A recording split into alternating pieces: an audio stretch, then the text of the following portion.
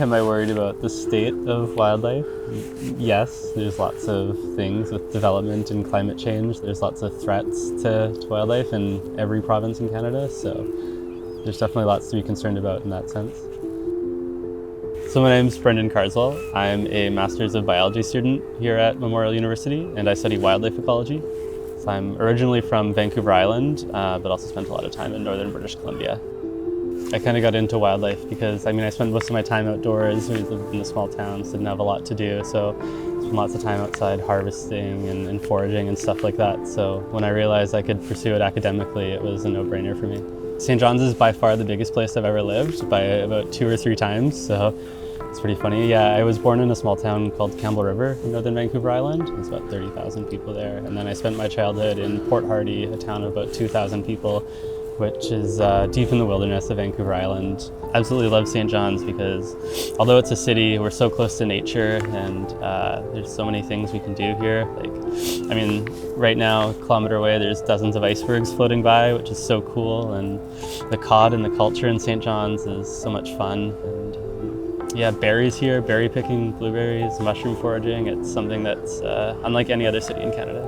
In general, I study density estimation of large ungulates. When we talk about numbers of animals in Canada, specifically large ungulates like moose and elk and caribou and stuff like that, the way we estimate that is by flying planes over large areas and essentially counting the animals we see, and then that is a number that we use to talk about densities of animals. I work with game cameras, which are these little things that hunters use. They put them up in the woods to take photos of wildlife. And I use those game cameras and a lot of complex math and statistics to try and estimate density based on how long an animal spends in front of the camera.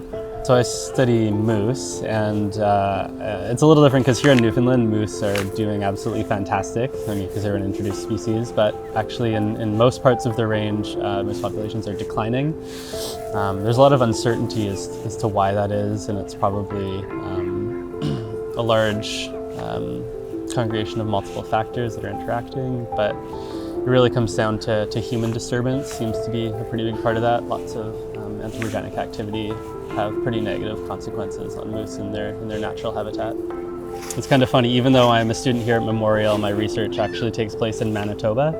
So I work out of Riding Mountain National Park in Manitoba. We have a partnership with Parks Canada there. My focal species is moose for the most part, but although I kind of look at moose, wolves, and elk and the interactions between them as well. So although I mostly work on moose, a little bit of other stuff too. With the density estimates that we're getting, the way that they're collected now, there's a lot of uncertainty surrounding it. So one of the things we want to do first and foremost is just reduce that uncertainty, be a little bit more certain on when we're talking about abundance of animals. But also our work is in partnership with lots of different First Nations in Manitoba. So something that we want to do is provide this really relatively cheap and accessible way for lots of different stakeholders to participate in wildlife management. Right now in Canada, it's something that's pretty exclusive to colonial governments. So I came to Memorial primarily for my supervisor, Eric Vanderwall. He's well-known all across Canada and even the world for his work in wildlife ecology. He's an evolutionary ecologist. And yeah, he's a great guy, a fantastic scientist and a researcher, so he's really what drew me here.